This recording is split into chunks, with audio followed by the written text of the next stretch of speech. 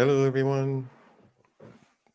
I am back. Um, of course. Yes, I owe you an explanation for an episode that was missing last week. So let's just rehash that. Um, or whatever episodes I may be missing.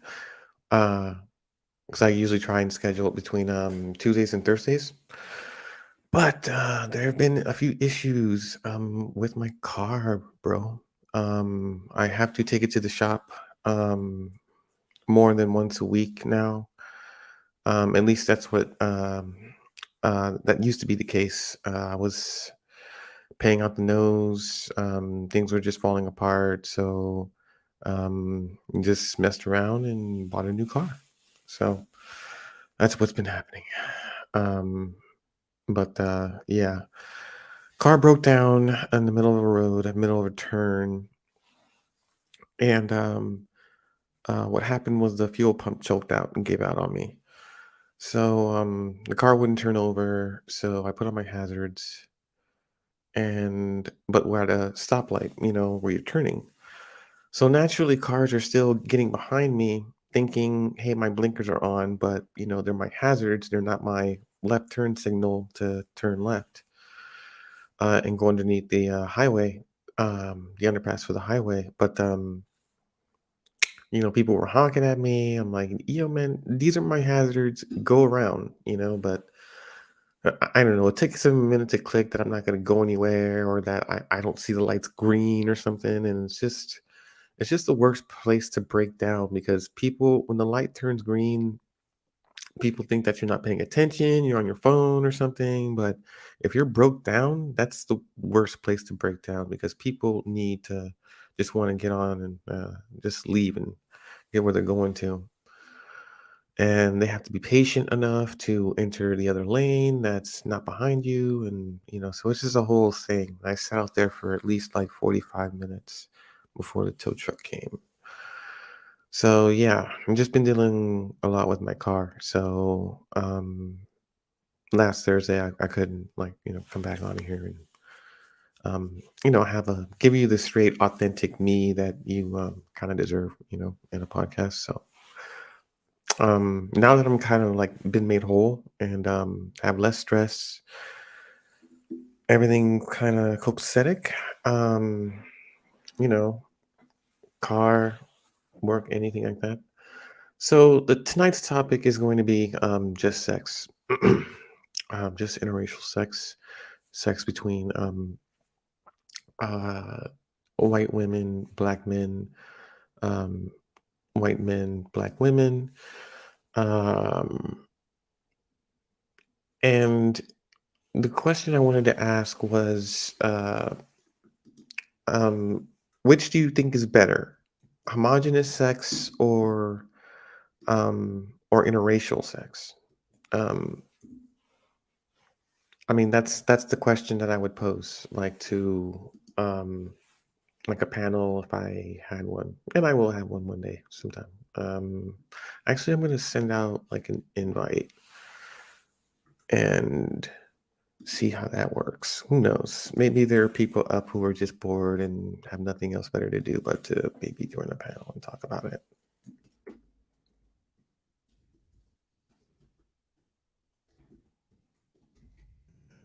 Anything you wanted to discuss?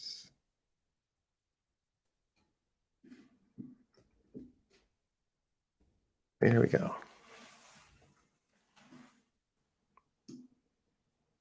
Boom. I probably need to put this thing on my, because I do have my Facebook, right? So here's what I did. Um, I have a Facebook account now for interracial relationships, dating, sex, and marriage.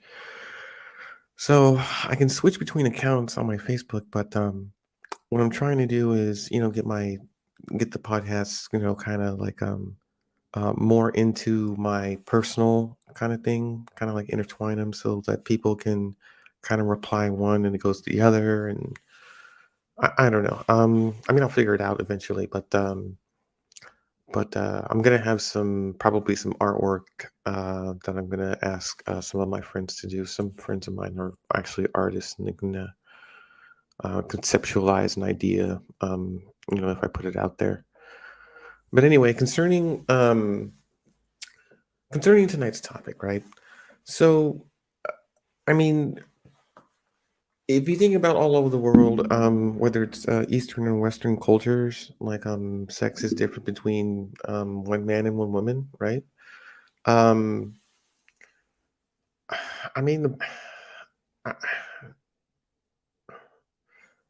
even even in what you know about sexual intercourse and how it works, there are different ways of doing it. There are different ways of probably engaging and approaching in it. I mean, depending on what religion you are, depending on how you were raised, maybe depending on what you were exposed to as far as probably pornography or adult content. Um, I mean, I like the fact I don't. Uh, I guess I don't like that word. I guess the P word. First of all, YouTube doesn't like it. Second of all, I'd rather just call it adult content, um, because that's kind of a more, I guess, not a more PC and safe word, but it's pretty much what a more accurate description of what we're talking about. We're talking about adult content, so it depends on which adult content that you were exposed to when it talks about relationships between um, mixed couples, relationships, or interracial relationships, multicultural relationships. Um, What if I mean, I don't know if okay, consider this. What if it is within one's cultural or religious background that, anal sex is just out? How do you cope with that? How do you deal with that? Or, or maybe like vaginal sex is only supposed to be done in certain positions and not others for a particular reason? And that maybe, grabbing and squeezing here or there isn't something that's either pleasurable or taught to be pleasurable or maybe taboo or something like that. Um, you have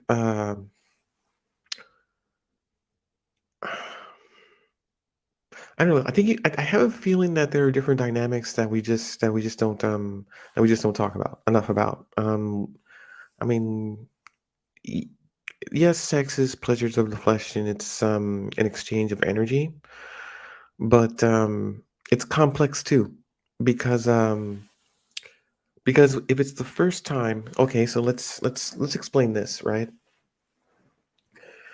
I think that men look for women through sexual compatibility, and women look for men on a more emotional compatibility. Um, and here's what let me get into this a little deeper, a little bit. Let me just snuggle up like this and get all, um, semi online PhD professional psychology here. Um, if a if you can connect with a woman emotionally, she's yours. If you can connect with a man sexually, he's yours.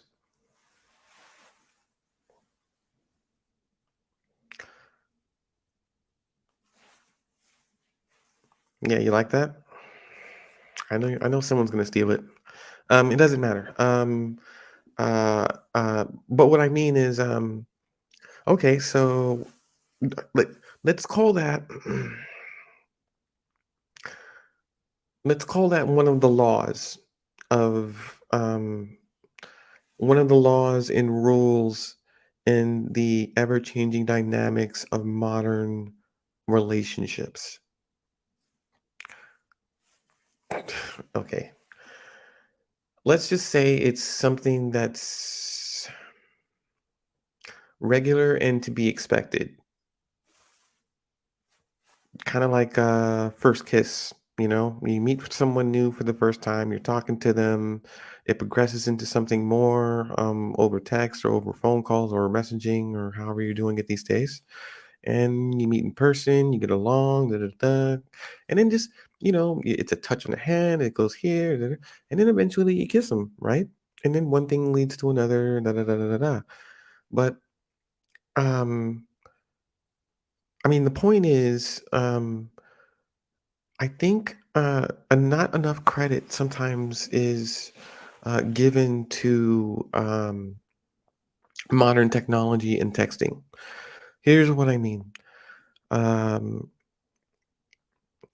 when I was, oh my God, am I gonna do this? I'm gonna do this, aren't I? I'm gonna fuck. I'm just gonna fuck. I'm just gonna fucking do it. When I was growing up, fuck, am I really? Did I just say that shit? Anyway, when I was growing up, in the 1980s, in the 1990s, in the olden days before the internet, which I'm on right now, um, w- we grew up having to learn the art of conversation. Um, we didn't grow up in front of the TV. Um, we grew up outside. I am of the generation, one of the last generations. Um, that spent 90% of his childhood outdoors, playing all day. Um, I came up before Nintendo got big, before PlayStation, all that got big. So being a child back then, before PlayStation, before Nintendo, you played outside. I mean, I'm saying this now in 2020. It's just so weird.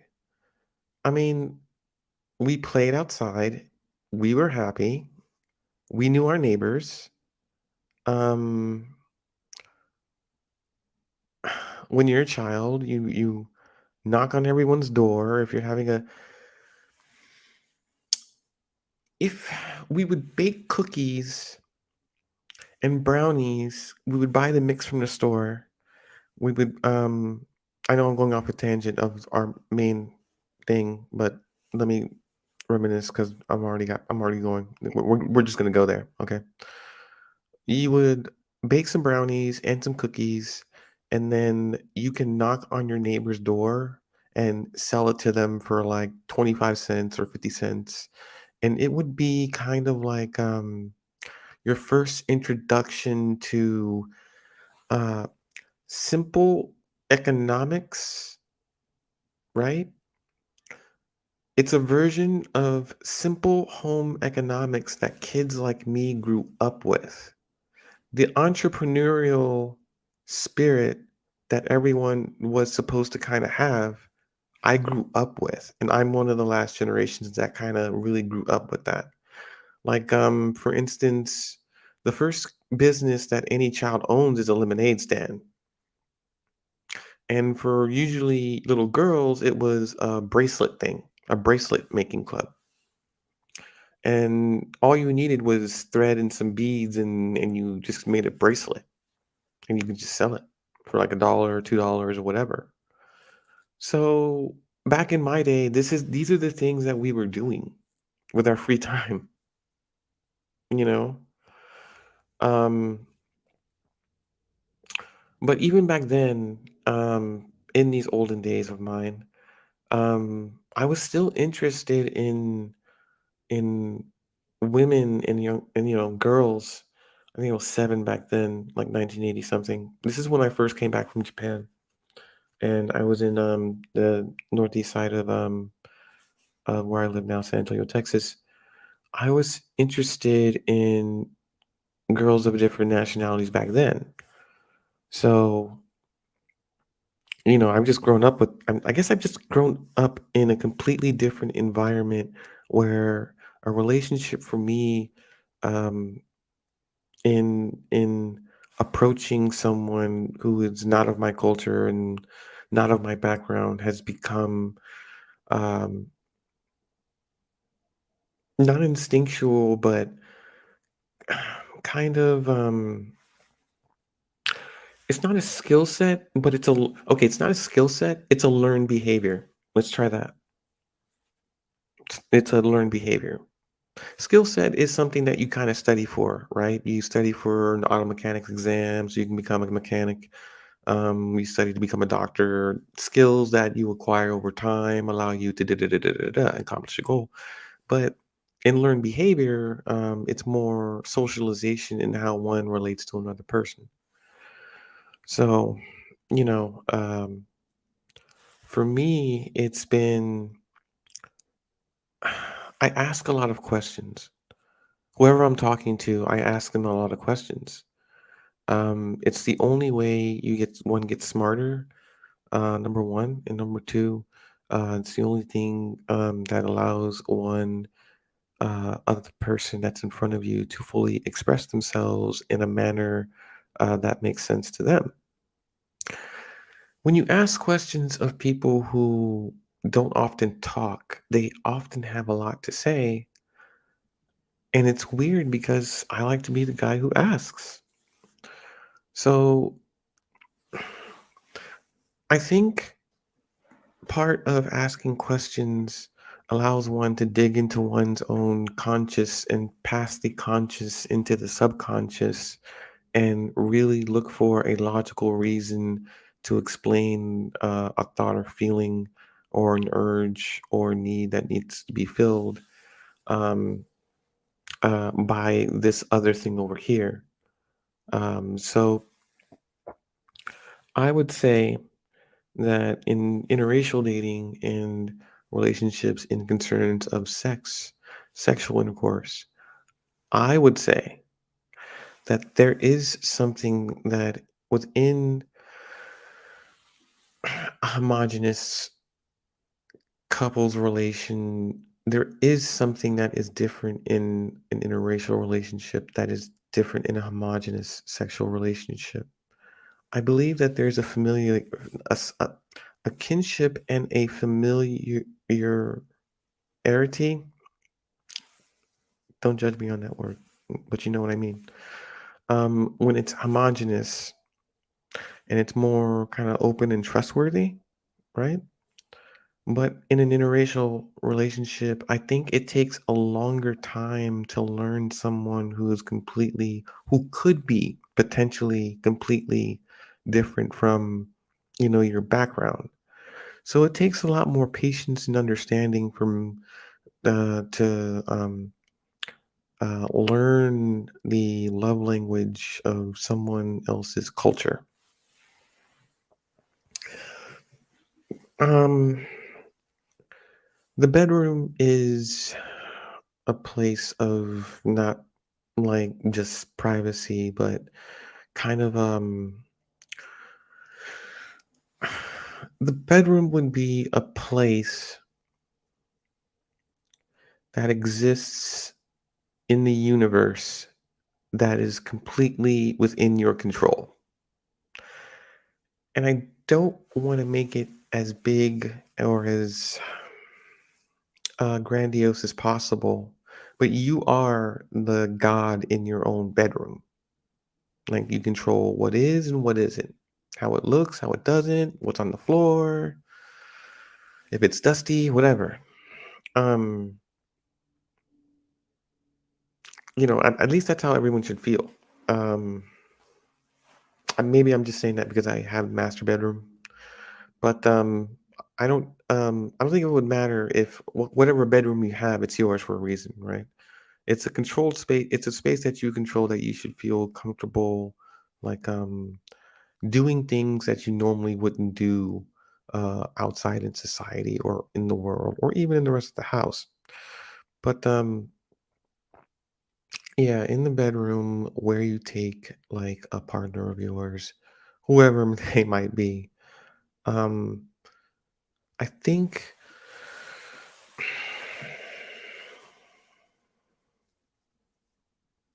I think two people can be completely open and vulnerable with themselves if they're completely alone and undisturbed by the rest of the world. If it's just two people, especially, excuse me, that's my stomach. I'm growling. Especially if it's two people that are in the mood, kind of like in that season, that hibernating baby making season. They're a whole lot of shenanigans are going to be happening in the bedroom, right? But what ultimately happens and how is up to only you two, right? But I think that it should. I think there's a lot of. I think in the bedroom is probably the most powerful place in anyone's house. It's where you can try to. You don't have to be someone you're not. You don't have to be anyone you don't want to be with. It's your safe place. It can be your happy place. Um, it should never be your sad place. Your room should never be your sad place. Maybe a closet or something to go cry it out, but your room should always make you feel good. Like I think I think there's a feeling. Hang on, let me take a sip real quick.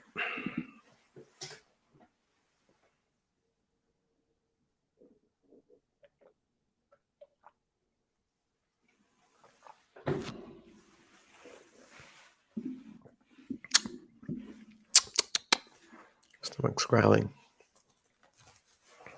I know. Which reminds me, I gotta cook. But trying to think where I was. Okay, let me think about it. Anyway, but basically, what I'm saying is the needs. Oh, your bedroom. Sorry, that's it. So basically, whatever you're gonna do or how are we gonna do it, between two people. When I bring someone, if I invite someone into my bedroom, it's. I think it says something about what kind of it's a judgment in character. Like you bring only certain people to your bedroom, right? You don't bring anyone in your bedroom. You bring only certain people you trust into your bedroom. So one of the things that I've experienced in, in interracial sex dating and marriage, but not just sex, is that every woman that I've been with, Um, not every okay, let me not say that. Not every, but, there have been some women that I've been with that I feel were missing, kind of an alpha role, in their lives. So, the problem is, the type of person I am, like, naturally, I've been raised by my mom, and I grew up with my sister. But, I have my dad, but, he didn't raise me, so I have, like, probably feminine traits and stuff like that. And as you can tell, I'm more cerebral than, masculine and excuse me. So I don't have the body, but I do have the mind. So it's different. It's not I believe that's beta. And, so I'm more beta than alpha. I'd say I'm a kind of a beta alpha, meaning that my dominant personality is in my intellect, like not my maybe not my body, but my intellect. So it's just like don't fuck with me on that because I can go all day. So let's not do that. But I think that sexually it helps me. So the reason why I've been able to say, hey, I've had, this many women or had this much experience in life or this long and then is because in having in because I was part of because since 1994 I've been part of like kind of like hookup culture, and I think I said this in another podcast about when I was cyber pimping back in '94. And but in the early 1990, no, the later 1990s, around 98 and 99, like a lot of chats were opening up. I think we've talked about this in another podcast too, but I'm mentioning it now because there were a lot of like, there were a few women that I've met in person and I've had encounters with and things like that. So I had multiple ways of like looking for women, like for sex over the years, right? There was Craigslist, there was AOL Instant Messenger, there was Yahoo Messenger, um, there was ICQ, which was the first messenger, but this was the early 90s. There, of course, the chat rooms, um, app. This is before the smartphone. This is before social media, and this is before the smartphone. So before social media and before smartphones, there were messengers. So messengers is how you would be able to find other people, but you had to know where to look and how to look for someone in your local area that's female. So I'd spend hours online looking for females in my local area, and I'd look at their profiles, I'd read what they have to say, and based on what they have to say and what they're looking for and what they're not looking for, I would hit them up, say hi, do my little intro, and then wait to hear from them or not hear from them, and then just go move on from there. Now, I get now you have to understand that this type of behavior went on for years, right? For me, because this was like an evolution in technology and how people like me were able to meet people from online and in real person, right? So my ex-wife I met on on the internet. So um, I mean, welcome to the modern era, but yeah, everyone that's come into my life, except for, my friends from school, it's gonna be mostly not social media, but the internet, right? Not really social media, but the internet. Um, anyway, so about the rest of the game. So I'd spend hours online, and I would successfully like meet women in person, and then we would actually, talk a little bit about, hey, this is what you want to do. What I'm describing to you are called negotiations, sexual negotiations. Sexual negotiations is how you get to know someone's likes and not likes, and what they like to do, what their kinks are, what they want, what they don't, and the more questions you ask and the more you can drill down into at least a good idea of what you're working with and what you're into and if you have chemistry or not. You'd either go further and meet in person, or maybe you talk a little bit and stay as friends, or use some other means of communication to try and find another pool of available women that are looking or lonely and want to hook up. So hook up. So what a lot of like people. So I oh, excuse me. Oh, I work on my microphone, so you have to excuse me. Anyway, so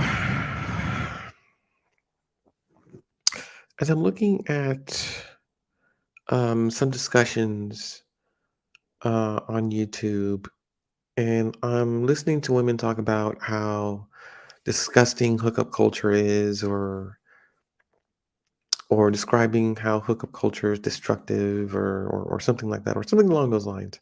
I'm thinking to myself, I'm like, I've been a part of hookup culture for like over 15 years. I'm like, yeah, there have been a lot of bumps in the road, but you know, it's like, what did you do? What did you expect? I mean, when have we not had some sort of hookup culture? Take the internet and let's take social media out. Let's take the internet out. Let's go back to my area in my era in like the 90s, right?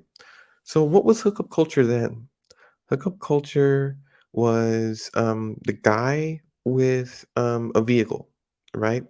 The guy who had a vehicle could potentially shop around for women who may want to lose their virginity or hook up with that guy because he has his own vehicle, and his own vehicle is basically a version of a mobile home. A mobile home with a back seat, which is your bedroom. So you remember we were just talking about bedrooms a minute ago. So your hookup culture is the guy with the car back in my day. The guy with the car who drives around a girl, guess what? They can find somewhere to park and then test the shocks. That's hookup culture pre-internet, pre-Tinder, pre-whatever era, you know? The guy with money, the guy with swag, the football player, he got play. The basketball player, he got play. Wrestling, didn't really see too much like, dang, man, he got a real bad. Nah, not too much. I mean, maybe. Depending on what school. Let's just put it that way. Asterisk. Um,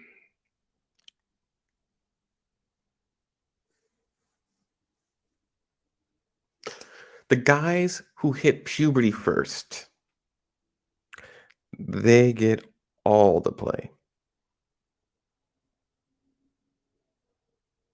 So, yeah, the guy who hits puberty first, um, in any like grade, is getting play. He's getting play. And the women who develop first, they're getting played. I don't know about played, but because I don't know if anyone's really played if both players are willing to participate.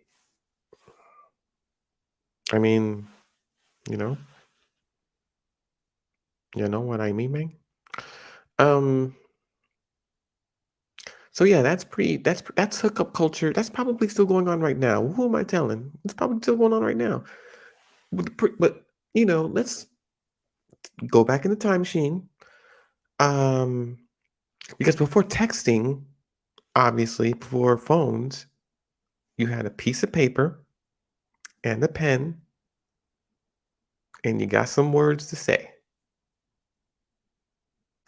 And these words were notes passed in class, read in class.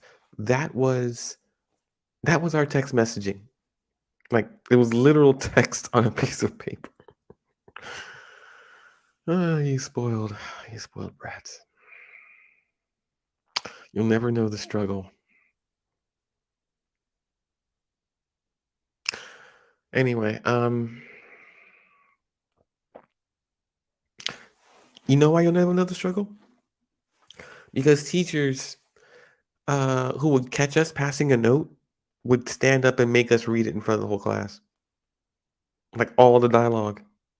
And so the note would contain everybody's like somebody's like personal freaking business. So I mean, you had to have like some people had to be like ninjas. Like just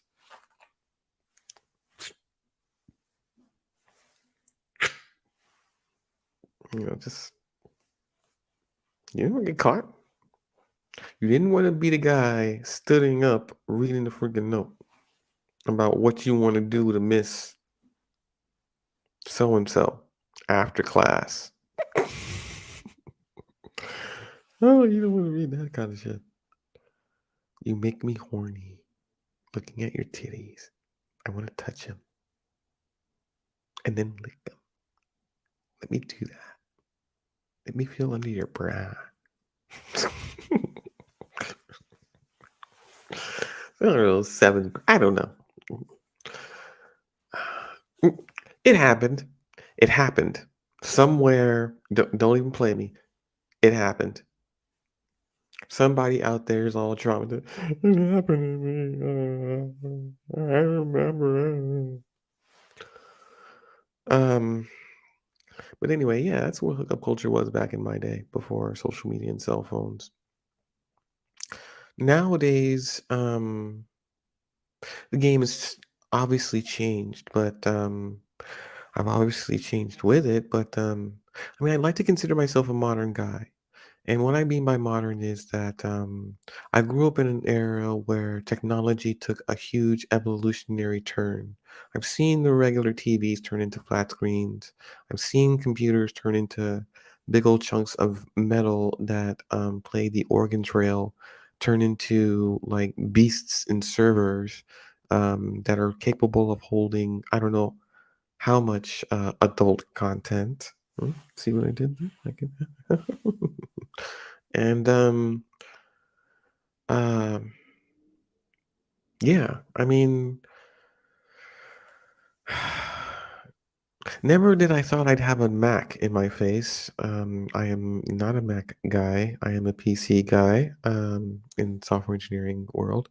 However, now that I'm, on a Mac and doing this broadcast, I'm thinking like I'm gonna have to, start doing some Mac development and get that, get a brand new tool belt. But anyway, that's besides the point. But when we're talking about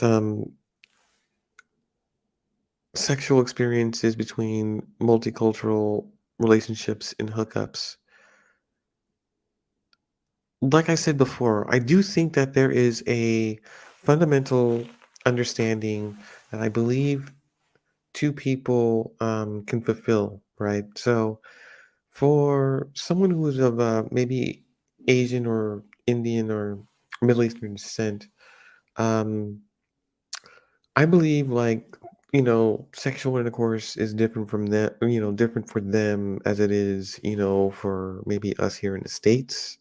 I believe that may be different maybe in Europe as well, or maybe in Africa as well, maybe Australia as well.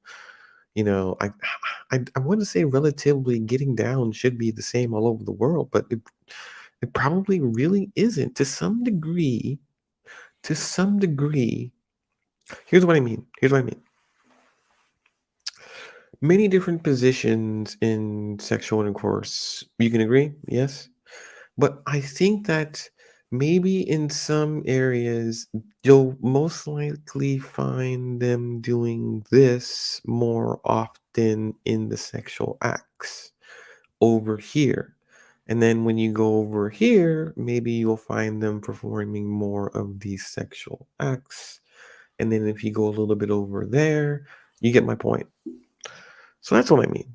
I think like everything is a little bit different. So I believe people who like migrate to the United States and have an opportunity to um, uh, engage in sexual intercourse with someone of a completely different cultural background. I mean, there's two things I have to say to that. Number one, it's completely exotic and exciting. It's two, it's never boring. I find that it's never boring. It's never dull because you're always finding something that's small here or there that isn't in your typical homogenous sexual encounters that you previously may have had maybe 100 or 1,000 times. And um, three, I think it allows you to, if you have been um, limited in any way, shape, or form by your ideas about a certain something in an interracial sexual relationship, you're allowed to kind of open up to a person who can more easily talk you and walk you through and make you feel comfortable in a bedroom, mind you, to step out of your sexual comfort zone. and to do things that you normally wouldn't have done and that maybe you've always been raised to believe isn't even allowed. So, something like that, I think, uh, is to consider, right? So, I'm telling. So, I think we talked about this in earlier. We did talk about this. We talked about a lot of things in my earlier podcasts, but we circle around to it because I need to beat this point again and again and again and again. Because even going way back when, I really do think that interracial sex, um, in itself, it's not just exotic, but it's what's the proper term? I want to say exhilarating. And I think the reason why it's exhilarating is because on some level it's taboo. Like you're not supposed to be doing okay,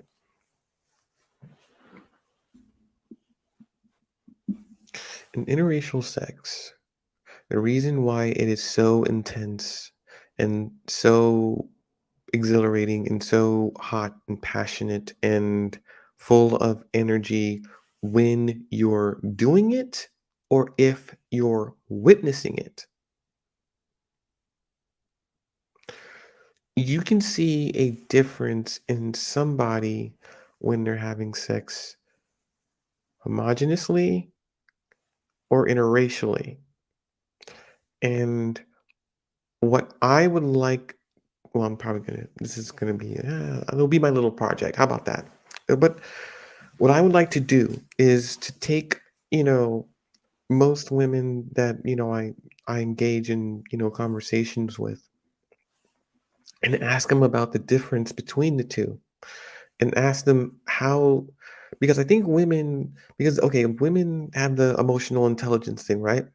So how about my intelligence is trying to connect with their emotions, and the only way to do that is by me asking them questions that'll allow them to dig that much deeper into their subconscious and come out with either an immediate answer or a slow thought, worked out answer. Because sometimes it takes a little time to articulate an exact thought process that um, that you're really not asked, right? So I love to ask women the things that I ask them because it allows them all of the running space and room that they're going to need in order to express the thought. Now, sometimes I may need to interrupt because sometimes it can go on a tangent, a horrible tangent, and they can just talk forever for hours and go from here to here to here. But no, as long as it's an answer, I like to make it. I like to put a cut in it. I'll cut um, in conversational terms. I put a cut in it and follow them like, up right there. Elaborate on that. What do you mean? Or when did this happen? Or how old were you? And then where did you live? And then I'll cut it short to like a one word response. And then that way you can kind of segue it and keep it moving the way the conversation's supposed to move and then close it out with, oh, okay, that's interesting. And then move on to the next topic. I mean, well, this is me. I do conversation as a thing, but uh, uh, but what I was saying was, in sexual relationships, though, um, they're in even thinking about it, there is a missing power dynamic between two cultures that isn't found in homogeneous sex, but can be found in interracial sex. Um,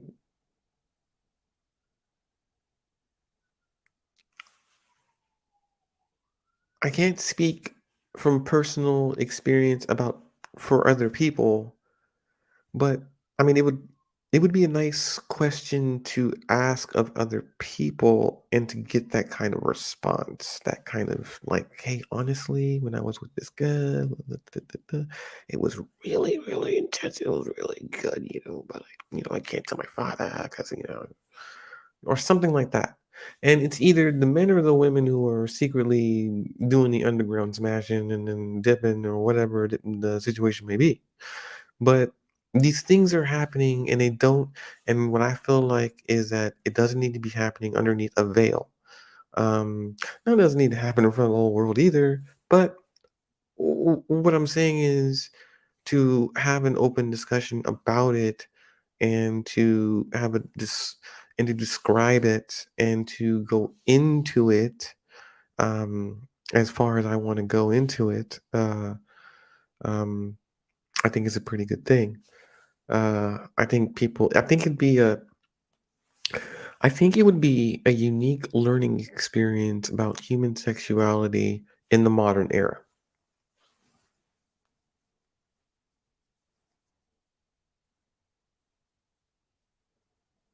I may have said that before, but I'm saying it again. I don't care.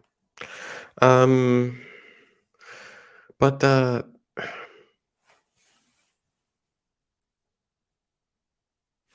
so another interesting tidbit I'd like to share with my audience is that recently it was my birthday as of yesterday. So yes, happy birthday to me. Yes, thank you. 41 by the way. And uh I get concerned, like, I mean, I know I know I'm not like 20 something anymore, so I can't like there are a bunch of things I'm not gonna be able to do, but I try. I'm just an old dog that I just gotta hunt. Dogs gotta hunt. But I'm more experienced now, which is more important. I have I have more experience now because I know how to use my time more wisely in order to please my women. So that is something that comes with age and wisdom, and unfortunately some fucked up gray hair.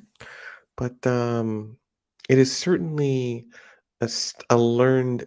It's certainly a skill, but also a learned behavior. Um, all women are different, of course. You can't handle them all like they're all mannequins or something. Each one has their kinks and quirks, but the key to knowing which is what is by asking questions. So as I gain insight and knowledge into different women's, turn-ons and turn-offs and things like that, I'm learning to, I guess as a man, I'm learning to accommodate more um, sexually because it's more what women want. And I think, uh, I think the more you're able, I think as a man is the more you're able to give, the more you should be able to get. And I get a lot of what I want in return. So it's always a pleasure. And this this past weekend was pretty good for me. Um, it was an experience. I got to um, play with two um, different women, and I'm surprised I'm still alive. First of all, don't worry, I drank plenty of water after, but not my typical Saturday. But I don't know. Maybe I was just good this year, and I had a present from Santa. But the gods of the sexual gods granted me this favor, and I mean, it was nice. It was good. As much as I want to go into detail, like explicit, like X-rated detail, I can't do that. You know what I mean? I just I don't know everything you can and can't say on podcasts yet or for YouTube. I know there's some things you can, some things you can't. So I'm trying to watch my language and how I mean, I know what you can do in adult podcasts. I know there are things you can say, but there are things I'm trying to avoid right now so that I can consistently put out these things and not have to worry about I have to go back and edit and watch my old podcast and then take out and filter and edit and repost. So I'm trying to be as careful as I can, but I'm trying to be as honest and real as I can too. So trying to keep it as 100% authentic, as I can. But anywho, but back to what I was saying. Yeah, everything was great. I had a really good birthday. I can definitely say that. But besides that, what was this? Friday, Saturday, and then Sunday, and doing, and then Monday, of course, and then yes. So for my birthday, some friends of mine got a chance to come over and help me celebrate my birthday. Um, bringing it in um, a little Friday style, and we were talking, catching up and, laughing it up and cracking jokes and all that. But I told, and so one of the women is one of my eldest friends that I've known for, maybe 20 plus years. And, but we also, we have history. So I kicked the idea to her about my podcast and what it's about. And she's like, "Well, that's interesting, I'm like, "Well, yeah, my, podcast rooms are upstairs. So anytime you want to come over and, sit on a hot mic and just discuss some stuff, be my guest." So, I think she's thinking about it. It'd be nice to have, more than just me, as handsome and as drop dead gorgeous and sexy as I am. It would be nice for, other people, either come up on a panel or come in person and, sit down and have a chat. Because, maybe I'll probably start inviting people more here to the house. There is plenty of room in this room here, so I may need to rearrange the room because I can actually put maybe a couch either along the side of this wall or probably on the other side or in front of this closet here that I don't really use, and just get some of these Yeti Bluetooth microphones, come up over there or work something out. But anywho, you know what it is. Use your imagination. Um, but what I was saying was, here's what I'll tell you. Here's what I'll tell you about Saturday night. About what happened Saturday night. So there was this woman that I met at the club I go to, and she looked familiar. Familiar to me, as in we had sex before, like somewhere, at some point, like we hooked up somewhere. That's how familiar she was to me. So I walk up to her and be like, "Hey, how you doing? Glad to see you here. This and that." Just start spouting off all this random stuff, like, she's like, "Oh, hey, thanks." I'm like, "Yeah, it's been a while. So what you been doing?" Just like all up in her Kool-Aid, like, okay, and then I walk off, but I walk up back up to this woman and start, "Hey, so what were you thinking about getting into? This, and that." Just small banter. So, and then we wind up like, playing. But I don't want to tell you, I don't want to, well, I do want to tell you. Do want to tell you the sex part. That's what this episode's about. Lately, my thing has been pleasuring women, orally pleasuring women. So, oring, pleasuring this woman for an extended period of time was what I was doing for a while. And then after that, we got into some real good play. She gets, of course reciprocated very, very well.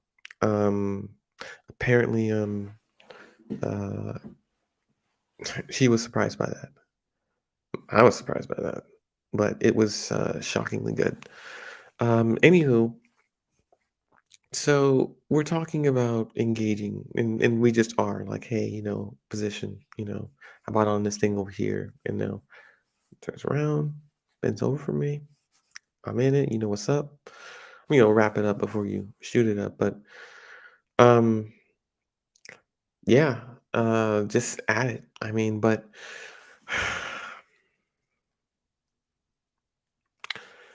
the sexual intensity of the moment was magnified because I'm thinking she's familiar to me, so I'm like, oh, good. This is like time number two or something.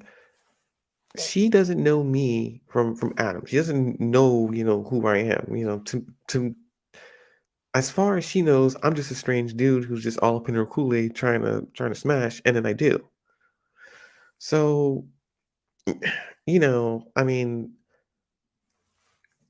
so in the experience of actually getting it, like the intensity for me was that much more thrilling because for me it's like I remember this. This is really good. This was really good last time.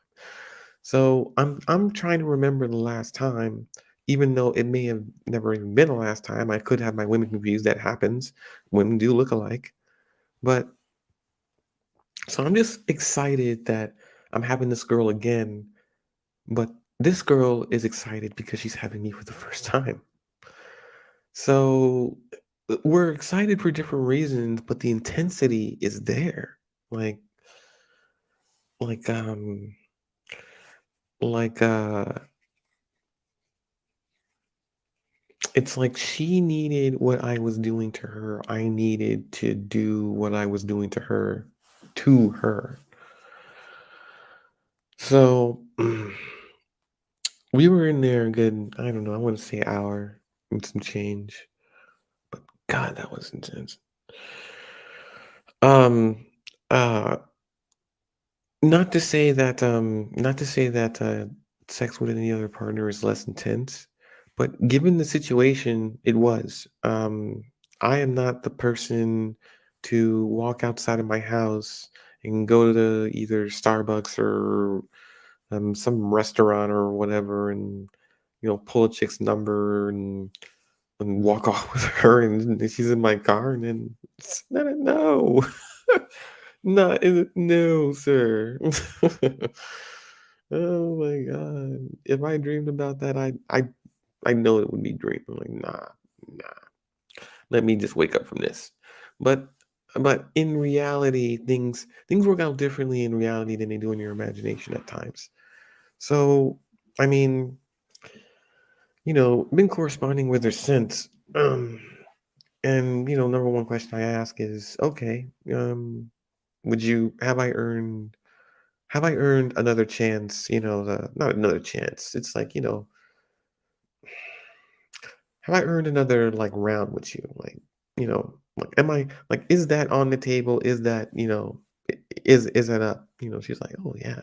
So, the reason I ask these things is not because I'm insecure, but because like I said, I'm a pleaser now. So, of course I can tell during the part when whether she's pleasing or not, but you know, the reason for the follow-up is because it helps you with the dialogue. It helps you keep dialogue open with who you're gonna be with, number 1. And number 2, maybe if they're into something different, maybe if they wanna try something different, they're gonna be that much more responsive to you and tell you what they wanna try. Um, well, you asked, So, yeah, I wanna know. So, yeah, I kinda that's why I kinda ask these things. I wanna be better. I don't need to be the same. I need to be better. But anyway, hour's coming up, so thanks for listening, you guys, and I shall see you on Thursday.